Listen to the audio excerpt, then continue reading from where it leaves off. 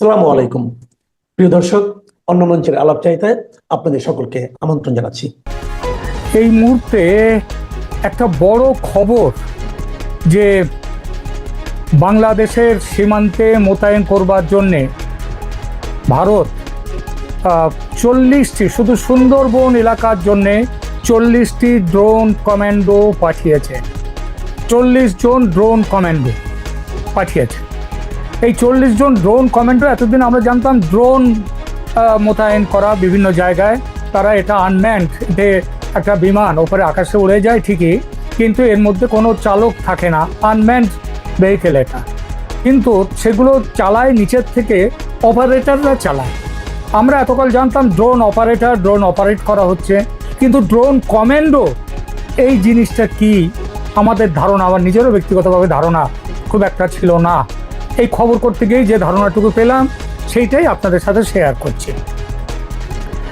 আমাদের যে গত কয়েকদিন আগে, গত 1.5 সপ্তাহ আগে কলকাতায় মিটিং হয়েছে, যে কমান্ডার্স, যে ভারতের যে কমান্ডার্স, তাদের একটা কনফারেন্স হয়েছে, সিসিসি, এগুলো আপনারা জানেন সবাই। এবং সেইখানে শুধু বড় জিনিস হচ্ছে যে সেই যে সম্মেলনটা হয়েছিল, সম্মেলন বলবো না, সেই যে বৈঠকটি হয়েছিল, সেই বৈঠকে প্রধানমন্ত্রী, প্রতিরক্ষা মন্ত্রী থেকে শুরু করে 3 বাহিনীর প্রধান, আমাদের CDS, chief of defence staff, আমাদের ন্যাশনাল যে ডিফেন্স অ্যাডভাইজার যিনি, তিনি অজিত ডোভাল, এরা সবাই এসেছিলেন। এবং সমস্ত বড় তারা এসেছিলেন, বড় সেনা অফিসাররা, সেনা প্রতিরক্ষা দপ্তরের সচিব তিনিও ছিলেন। তো এই যে ব্যাপারটা কেন হঠাৎ পশ্চিমবঙ্গে এটা হচ্ছে, তার কারণ কিন্তু বলা হচ্ছে যে সারা ভারতেরই আমাদের যে অবস্থা, সেইটাকে যে প্রতিরক্ষা ব্যবস্থা, সেই ব্যবস্থাটাকে উন্নত করা এবং আরও জোরদার করা ভারতের প্রতিরক্ষাকে, সেই উদ্দেশ্যে করা হচ্ছে। কিন্তু সেটা মানলাম যে সেটা হলো, কিন্তু তখনও প্রশ্ন থাকে কেন এটা পশ্চিমবঙ্গে হচ্ছে, কেন কলকাতার ফোর্ট উইলিয়ামে হলো? তার কারণ কি সামনে বাংলাদেশ আছে? আমরা বেশ কিছুদিন ধরে শুনছি হাসিমারা ইত্যাদি জায়গাতে, সেখানটাতে করা হচ্ছে, সেখানে মানে বিভিন্নভাবে মোতায়েন করা হচ্ছে সমরাস্ত্র, সমস্ত সুখোই, রাফাল সব কিছু আছে, S-400 মিসাইল, ব্রহ্মাস্ত্র সব কিছু আছে এর মধ্যে। অথচ আমরা জানি এবং সরকারের ভেতরের খবর হচ্ছে এগুলো বাংলাদেশের সাথে যুদ্ধ করবার জন্যে এগুলো মোতায়েন হচ্ছে না, কিন্তু হচ্ছে নিজেদেরকে সতর্ক থাকার জন্য। এই সতর্ক থাকা, সেটা কিন্তু যুদ্ধে সতর্ক থাকতে গিয়েও যুদ্ধের পরিস্থিতি তৈরি হতে পারে। যেমন ভারত ইতিমধ্যেই বলে দিয়েছে যে আমাদের দেশের মাটিতে কোনো রকম নাশকতামূলক কাজ হলে, কোনো সন্ত্রাসবাদী কাজ হলে, সেটাকে আমাদের বিরুদ্ধে যুদ্ধ ঘোষণা বলে মেনে নেব এবং যে দেশের সঙ্গে জড়িত সেই দেশের সঙ্গে যুদ্ধ ঘোষণা করব। কিছুদিন আগে যে মে মাসে অপারেশন সিন্দুর হলো, সেটা হচ্ছে এই একই কারণে। এখন বাংলাদেশ থেকেও এর সম্ভাবনা আছে, বিরাটভাবে আছে। এবং সেই জন্যেই বাংলাদেশের ক্ষেত্রে সরকার, ভারতের প্রতিরক্ষা দপ্তর অত্যন্ত সতর্ক ব্যবস্থা নিচ্ছে। এই সতর্ক ব্যবস্থার অন্যতম হলো এই ড্রোন কমান্ডো, যে ড্রোন অপারেটর এবং ড্রোন কমান্ডো, এ দুটো কি একই জিনিস? দেখুন, এতদিন ছিল ড্রোন অপারেটর ছিল, কিন্তু ড্রোন কমান্ডো এই ব্যাপারটা আমরা কেউ শুনিনি এবং এগুলো ছিল না। এটা ভারতের প্রথম ড্রোন কমান্ডো, তাদেরকে এনে কাজে বসানো হচ্ছে, সেটা পশ্চিমবঙ্গে। এবং যেটা বললাম একটু আগে, শুধু সুন্দরবনের সীমান্ত জুড়ে 40টা ড্রোন এখানে আসছে এবং সেখানে কমান্ডো থাকছে, ড্রোন কমান্ডো। এটা এতটাই গুরুত্বপূর্ণ। এবং মনে রাখতে হবে, এই পুরো ব্যাপারটা হচ্ছে কিন্তু দুর্গাপুজোর ঠিক আগে।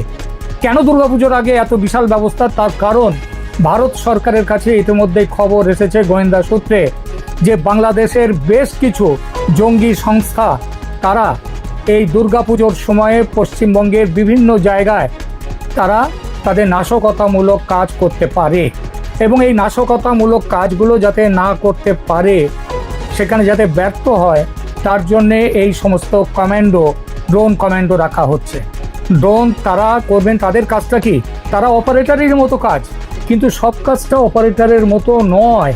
অপারেটরের বাইরেও বেশ কিছু কাজ আছে যেগুলো তারা করে। সেই কাজগুলো, মানে এক কথায় বলতে গেলে, যে সব ড্রোন কমান্ডোই ড্রোন অপারেটর, কিন্তু সব ড্রোন অপারেটরই ড্রোন কমান্ডো নয়। ঠিক আছে, এইটা হচ্ছে মূল ড্রোন।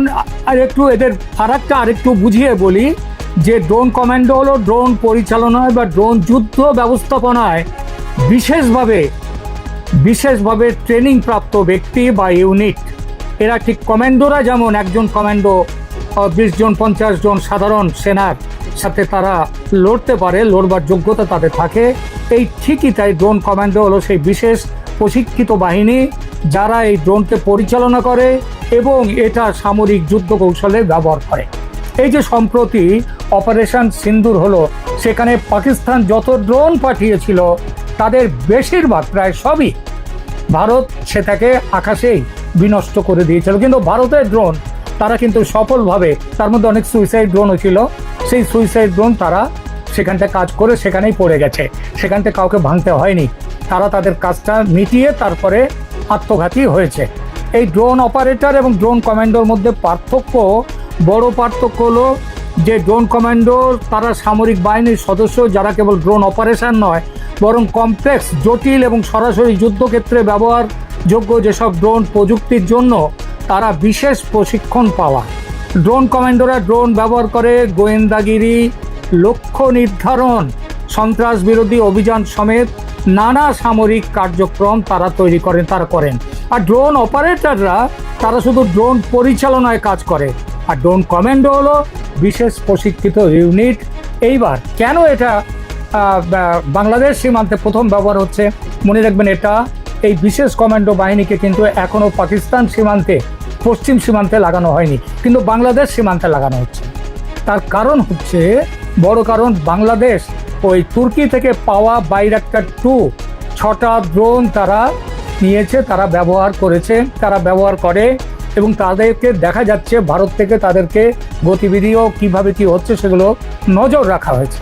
কয়েকদিন আগে মণিপুরে যে একটা আর্মি কনভয়ের ওপরে অ্যাটাক হলো, 2 জন আর্মি জওয়ান শহীদ হলেন, সেই ব্যাপারে ওই যে চূড়াচন্দ্রপুর জেলা মণিপুরের, সেই জেলাটাকে একদম চিরুনি তল্লাশি করে 2 জন বাংলাদেশিকে গ্রেপ্তার করা হয়েছে, ধরা পড়েছে 2 জন বাংলাদেশি। এবং তাদের কাছ থেকে যে তথ্য পাওয়া গেছে, সেই তথ্য অনুযায়ী বিরাটভাবে সামনের পুজোর মরশুমে একটা বড় নাশকতামূলক কাজ করার ছক আছে বাংলাদেশের। এবং সেই জন্যেই ভারত এখানে পুজোর আগেই এই ড্রোন প্রশিক্ষণপ্রাপ্ত কমান্ডোদেরকে লাগিয়ে দিয়েছে কাজে, যাতে ভারতে অনুপ্রবেশ করে। এরা কিভাবে কাজ করবে? ভারতে অনুপ্রবেশ করতে গেলে তারা যেখানে জমায়েত হবে, সীমান্তের থেকে প্রায় 15, 16, 20 কিলোমিটার দূর পর্যন্ত এলাকায় এরা নজর রাখবে এবং কোনো রকম সীমান্ত এলাকায় কোনো রকম যদি জমা পড়া হয়, যদি সেখানে জমায়েত করার চেষ্টা হয় এবং কিছু হয়, তারা সেখানে আঘাত করবে। কি আঘাত করবে? তারা সব রকম আঘাত করতে পারে। তারা সেখানে বোমা ফেলতে পারে, তারা সেখানে মিসাইল ফেলতে পারে, তারা অনেক কিছুই ফেলতে পারে। মিসাইল অবশ্যই এখান থেকেও ফেলা যায়, কিন্তু বোমাটা তারা সেখান থেকে ফেলবে। এবং সেইভাবে এখন এই যে বললাম না, কিছুদিন আগে বলা হয়েছে যে ভারতের কমান্ডার্স যে কনফারেন্স হয়েছে, সেখানটায় বলা হয়েছে যে কোনো রকম সীমান্তে কোনো রকম নজরদারিতে ঘাটতি থাকবে না। এবং প্রয়োজন হলে, আমি এর আগের এক ভিডিওতে বলেছি, প্রয়োজন হলে ভারত বাংলাদেশের ভেতরে ঢুকে আক্রমণ করে পিছিয়ে আসবে, আবার চলে আসবে। তো এই যে ব্যাপারটা, এইটা কিন্তু শুরু হয়ে গেছে। এই যে ড্রোন কমান্ডোদেরকে নিয়ে আসা হলো, তার পেছনের বড় কারণ হচ্ছে আরেকটা বড় খবর দিই, সেটা হচ্ছে ড্রোন কমান্ডোকে, এই ড্রোনকে বলা হয়, ড্রোন ব্যাপারটাই হচ্ছে 5th জেনারেশন ওয়েপন নেতা, অর্থাৎ 5ম জেনারেশন, 5th জেনারেশনের অস্ত্র এটা। এই অস্ত্র দিয়ে আপনারা জানেন যে এই সদ্য সমাপ্ত সিন্দুর, অপারেশন সিন্দুরের ড্রোনের একটা বড় ভূমিকা আছে। আর ভারতে ড্রোন তৈরির এত মেক ইন ইন্ডিয়া হয়েছে এবং তারা অসম্ভব ভালো কাজ করছে। এমনকি তাদের বেশ কিছু ড্রোন, যেটা ইসরায়েলের হেরান ড্রোন, তাদের সাথে পাল্লা দিয়ে কাজ করার মতো তাদের যে প্রযুক্তিগত উন্নতি ঠিক সেই জায়গাতে আছে। তো এই সমস্ত ব্যাপারগুলো মাথায় রেখে দিয়ে ভারত ড্রোন উৎপাদনের ব্যাপারে একটা বিরাটভাবে এগিয়ে চলেছে এবং পুরো সীমান্ত জুড়ে। এবং এখন কোনো রকমভাবে কোনো নজরদারিতে কোনো ঘাটতি থাকবে না, কোনো দয়া দাক্ষিণ্য নেই। ভারতে অনুপ্রবেশ করতে গেলে, চোরাচালান করতে গেলে ড্রোনের ব্যবহার, এবং পরিষ্কারভাবে বলা আছে ডেস্ট্রয়। বাংলাদেশ থেকে যারাই এগুলো করতে আসবে তাদের উপরে ঝাঁপুন। এই জন্য কমান্ডো ড্রোন মনে রাখতে হবে। ভারতের মধ্যে এই যে ড্রোন কমান্ডো, এটা প্রথম। তারা ভারতের মধ্যেই বসে থাকবে, যারা এই কমান্ডো যারা বসে থেকে, তারা একটা ড্রোন শুধু নয়, তারা কয়েকটি ড্রোন তাদের হাতে থাকবে, সেগুলোকে তারা পরিচালনা করবেন। তার মধ্যে যুদ্ধাস্ত্র দেয়া, কোথায় কিভাবে কার উপরে, এবং পুরো ব্যাপারটা তাদের ছবি দিয়ে তারা চলে আসবে। একেবারে প্রেসিশন, অর্থাৎ নিখুঁত যে লক্ষ্য, সেই লক্ষ্যে আঘাত করার ব্যাপারে এই কমান্ডোরা প্রস্তুত। ভারতের মধ্যে প্রথম এদেরকে রাখা হলো বাংলাদেশ সীমান্তে। এটাই বোঝা যায় যে বাংলাদেশ সীমান্ত সুরক্ষার ব্যাপারে ভারত কতটা সিরিয়াস। এখনকার মতো এখানেই রাখছি, ধন্যবাদ।